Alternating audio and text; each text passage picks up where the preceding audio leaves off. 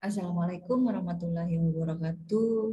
Salam budi luhur, salam sehat. Semoga kita tetap dalam lindungan Allah Subhanahu wa taala sehingga kita dikasih kesehatan di masa-masa yang seperti ini. Ya, kesehatan itu memang benar-benar sesuatu yang sangat didambakan ya. Jadi tetap jaga prokesnya, kemudian tetap jaga 5M-nya. Ingat pesan ibunya, jangan pernah bosan-bosan dengan apa yang saya sampaikan di awal pertemuan kita. Setelah kita masuk ke materi yang berikutnya, setelah minggu kemarin kita membahas mengenai rancangan layar, selanjutnya kita akan membahas mengenai sekuen diagram. Nah, sekuen diagram ini ya kita bisa lihat di sini. Ya. Nah, jadi dia menggambarkan tampilan atau urut-urutan nanti bagaimana user berinteraksi dengan rancangan layarnya itu awalnya seperti apa, kemudian nanti berakhirnya seperti apa. Nah, kemudian apa saja yang bisa dilakukan di dalam interaksi tersebut. Nah, kemudian yang berikutnya, interaksi objek yang terdapat di dalam sekuen diagram ini, dia menggambarkan urutan ya, urutan-urutan dari yang terdapat di rancangan layarnya. Kemudian yang berikutnya kita bisa melihat ya, dia menggambarkan tahapan yang seharusnya terjadi dalam use case diagram.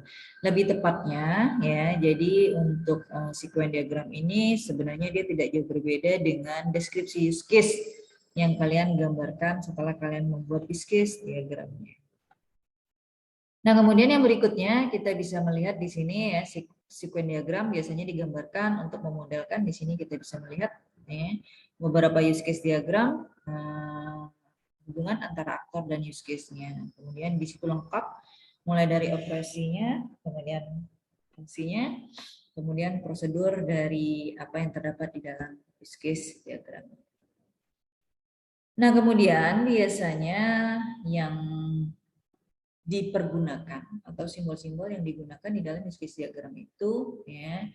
Yang pertama itu ada yang namanya box. Box ini yaitu kotak ya, kotak yang tampil yang paling atas yang berada di sekuen diagramnya. Jadi kalau kita lihat box itu seperti apa. Nah, ini yang dinamakan dengan box.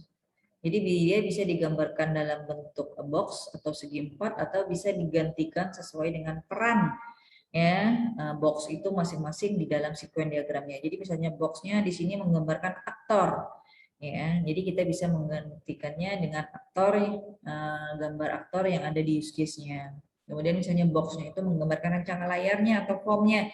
Berarti di sini kita bisa gantikan boxnya dengan bondari. Begitupun seterusnya dia sampai entity ya, atau entitas yang terdapat di dalam rancangan layarnya.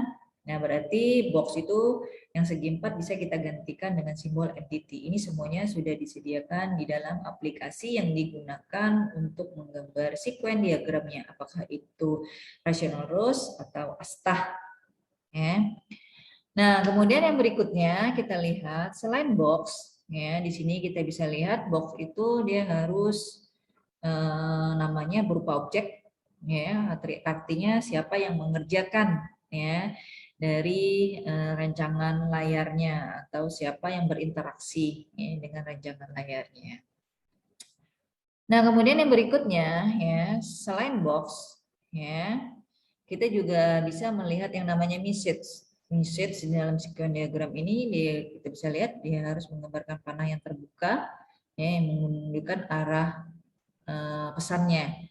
Kemudian ada juga yang message itu biasanya kan antara box dengan box ya, antara objek dengan objek. Tapi ternyata ada juga message yang untuk box itu sendiri atau untuk objek itu sendiri. Nah, di sini kita bisa lihat panahnya balik lagi ya ke boxnya itu sendiri atau ke objeknya itu sendiri. Ya. Nah, kemudian yang berikutnya biasanya di sini bentuk komunikasi ya, message antara box ya dengan objek antar objek ya. Itu biasanya menggambarkan komunikasi antara objek yang satu dengan objek yang lainnya. Kemudian dari arah kiri ke kanan ya, jadi tariknya kiri ke kanan. Nah, kemudian yang berikutnya dia harus urutan ya. Jadi mulai dari urutan bentuknya yang seperti ini ya. Nah, ini kita bisa lihat ya urutan ya. Jadi tidak ada yang rata, tidak ada yang tumpang tindih, tapi dia membentuk seperti tangga. Nah, di situ untuk mempermudah kita membaca ya atau kita melihat pesan atau message yang disampaikan antar objeknya.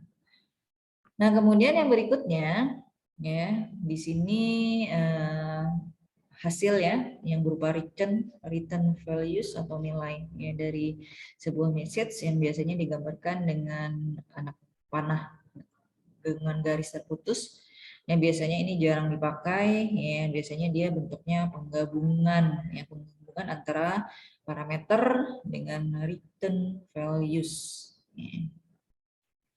Nah, kemudian yang berikutnya kita bisa melihat di sini ini frame ya, ada bentuk frame di dalam sequence diagram ya. Nah, frame ini biasanya digambarkan untuk menggambar label loop. Loop ini biasanya menggambarkan pengulangan ya di dalam interaksi antara user dengan interface-nya atau rancangan layarnya. Nah, biasanya loop ini digambarkan apabila ada button tambah seperti yang kita lihat di pesanan untuk menambahkan barang agar barang itu bisa bertambah lebih dari satu yang dipesan di dalam satu pesanan. Nah, biasanya itu menggunakan yang namanya frame atau loop di dalam sequence diagramnya. Nah, kemudian yang berikutnya ya, selain ada yang namanya frame yang berupa loop, di sini juga ada yang namanya kotak yang berupa alt atau alternatif ya, menggambarkan pilihan ya. Jadi di sini sebuah proses yang dilakukan ya, setidaknya harus ada ya. Nah, kemudian ada yang namanya optional, menggambarkan pilihan yang bisa diproses atau tidak. Jadi optional ini sama dengan extend ya. Nah, kemudian kalau alternatif ini dia tidak jauh berbeda dengan include ya kalau digambarkan. Nah, kalau loop ini dia menggambarkan perulangan ya. Nah, di sini kita bisa lihat ada yang namanya region. Region ini menggambarkan pilihan ya atau if ya. Di sini kemudian bisa digunakan interaction operator all untuk menggambarkan setiap region atau else ya. Nah, kemudian yang berikutnya ada yang namanya activation box ya, menggambarkan ya apa yang dilakukan oleh box untuk dengan tujuan untuk melaksanakan message-nya ya. Jadi kalau kita lihat metode ya, ini yang dinamakan dengan metode ya, misalnya keluar, kemudian edit, kemudian simpan, itu yang dinamakan dengan metode ya di dalam activation box-nya.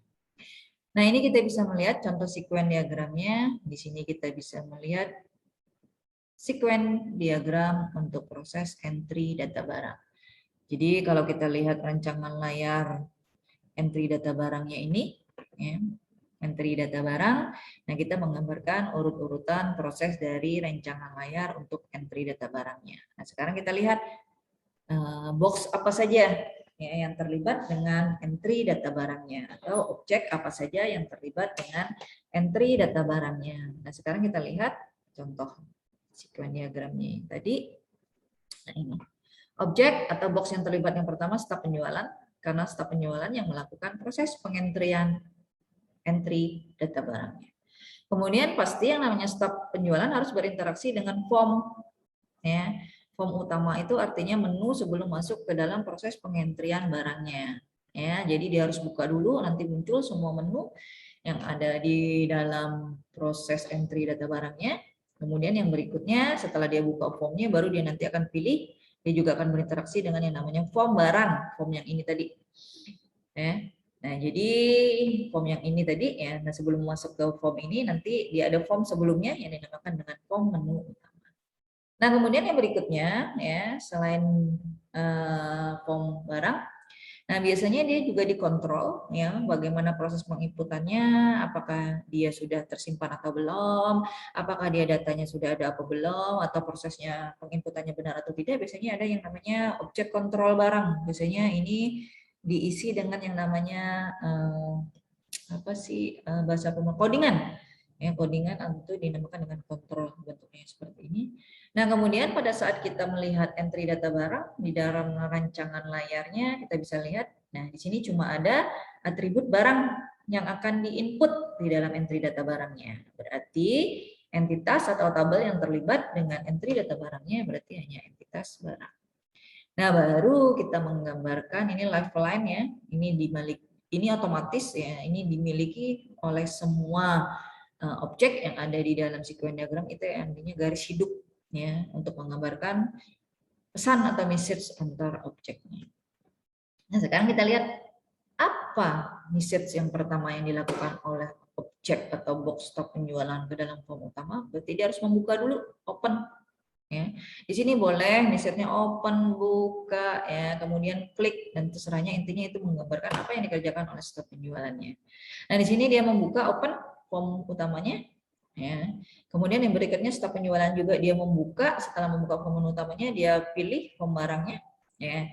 Nah, pada saat stop penjualan membuka form barangnya, berarti kontrol akan melihat ya kode yang terakhir ya untuk memunculkannya nanti berapa kode yang muncul di dalam form barangnya, otomatis dia manggil ke dalam entity barangnya karena yang punya data itu adalah tabel atau entity. Jadi misalnya yang terakhir itu P002, nanti kalau seandainya dia stop penjualan buka form barang berarti di sini pada saat display kodenya berarti dia munculnya P003. Nah, setelah selesai terbuka formnya berarti dia menginput ya, menginput kodenya, menginput namanya. Perhatikan di sini dia menginputnya tidak di form utama ya. Form utama ini hanya ibaratnya jembatan antara stop penjualan dengan form barangnya. Nah, di sini dia input barangnya di form barang. Kemudian untuk menginput itu berarti dia butuh kontrol, ya, mulai dari kode sampai stok itu. Ya. Kalau ada kesalahan biasanya kontrol akan melihat dan dia akan menampilkan message ya, bahwa apa yang diinput itu salah. Tapi kalau dia benar, kontrol juga akan memberi pesan bahwa apa yang diinput itu sudah benar dan dia sudah bisa melakukan message yang berikutnya. Berikutnya kalau seandainya inputannya sudah benar, ya berarti staf penjualan akan menyimpan barang yang sudah diinput itu di form. Ya, kemudian pada saat nyimpen sama dia butuh kontrol atau codingannya. Kemudian nyimpennya pada saat nyimpen itu dia otomatis nyimpennya tidak di form, tidak dikontrol, tapi pada saat nyimpen dia nyimpennya di tabel barangnya, entity barangnya. Nah, setelah selesai simpan, yang namanya staf bisa ngedit, bisa hapus, ya sama hasil akhirnya yang teredit dan terhapus itu akan ada di tabel. Nah, setelah selesai, kalau seandainya dia tidak jadi, berarti staf penjualan bisa melakukan batal. Kalau sudah selesai, staf penjualan bisa keluar dari form barang. Ya, nanti dia muncul lagi ke dalam form utamanya. Itu untuk sequence diagramnya, contoh untuk sequence diagramnya hanya master, ya entry data barangnya, nanti transaksi dia akan berbeda lagi, dilihat berdasarkan atribut, ya atribut yang muncul di dalam rancangan layarnya itu atribut apa saja. Misalnya kalau kita melihat entry pesanan, berarti entry pesanan kan ada atribut pesanan, ada atribut barang, ada atribut pelanggan, ada atribut minta, berarti entity yang muncul itu nanti akan banyak, ya. Berarti akan ada yang pertama pesanan, nanti di sini akan ada entity lagi, misalnya pelanggan. Di sini akan ada muncul entity lagi pelanggan, di sini akan muncul lagi barang, di sini akan muncul lagi minta, karena semua atribut itu digunakan di dalam entry pesanan dan dia akan disimpan di dalam pesanan, tapi dia dimunculkan di dalam entry pesanannya. Sedangkan untuk stafnya tetap satu, formnya dua, form utama dan form pesanan, kontrolnya cuma satu, yaitu kontrol pesanan. Nah, entitinya yang banyak. Biasanya dalam sequence diagram itu yang lebih dari satu itu biasanya entity. Form ini juga bisa hanya digambarkan satu, misalnya staf penjualan hanya langsung ke form barang bisa tanpa menggunakan form utama. Itu tidak salah. Tapi biasanya staf penjualan ada juga yang menggambarkannya dengan menggunakan form utama terlebih dahulu baru ke form yang dituju di dalam form barangnya. Jadi biasanya aktornya biasanya yang digambarkan satu, kontrolnya satu, entitinya banyak sesuai dengan data yang digunakan atau data yang akan diinput atau dipakai di dalam proses pengentrian data barangnya. Jadi nanti untuk rancangan layar entry data pelanggan, kemudian entry data pesanan, ya coba dibuat dulu. Oh ya, saya juga mau mengingatkan di entry data pesanan. Nah di sini kita bisa melihat, ya ini contoh sequence diagram untuk pesanan. Kita bisa lihat di sini ada bagian penjualan, objeknya, ada form pesanan. Nah ini yang saya bilang tadi, formnya cuma satu, Boleh seperti ini, ya. Dia tidak menggambarkan form menu utamanya. Ini tidak salah, tapi dia juga bisa digambarkan dua. Ada form menu utamanya. Nah, kemudian ada kontrol pesanan. Nah, di sini kita bisa melihat entity-nya ada 4, karena di pesanan ada data pesanan yang digunakan, ada data pesanan yang ada pesan ya atau minta tadi, ada pelanggan, ada barang. Nah, di sini urut-urutannya ya berdasarkan rancangan layarnya seperti apa ya. Yang pertama pilih-pilih pelanggan. Nah, kemudian di sini kita bisa melihat ya, ada loop. Kapan loop ini digambarkan? Dia mulai dari pilih barang ya sampai ke total. Karena apa? Kita bisa lihat di sini berdasarkan rancangan layarnya. Nah, di sini. Nah, mulai dari kode barang sampai ke jumlah ke total. Ini kan ada button tambah atau add. Berarti kan dia setelah pilih satu muncul, dia tambah, misalnya dia beli 5. Saja input kode barang yang pertama, input jumlahnya sampai muncul total. Pada saat mau menginput barang yang kedua, dia kan otomatis klik tambah atau add lagi, baru pilih kode barang yang kedua. Begitu seterusnya sampai kode barang yang kelima. Otomatis nanti di sini ya kan akan muncul banyak ya, dan ini akan berulang-ulang. Klik add sekali, klik add 2 kali, klik add 3 kali, klik add 4 kali, klik sampai klik add-nya 5 kali. Makanya dia berulang-ulang. Nah, jadi di sequence diagramnya di sini kita bisa lihat ya. Nah, loop-nya itu mulai dari pilih barang sampai ke total, tapi tidak dari pilih pelanggan ya sampai ke simpan. Karena yang berulang itu cuma milih barangnya sampai ke totalnya sesuai dengan button add yang kita lihat tadi. Itu penggunaan loop atau looping. Jadi jangan digambarkan loopingnya mulai dari open atau sampai ke simpan, itu salah.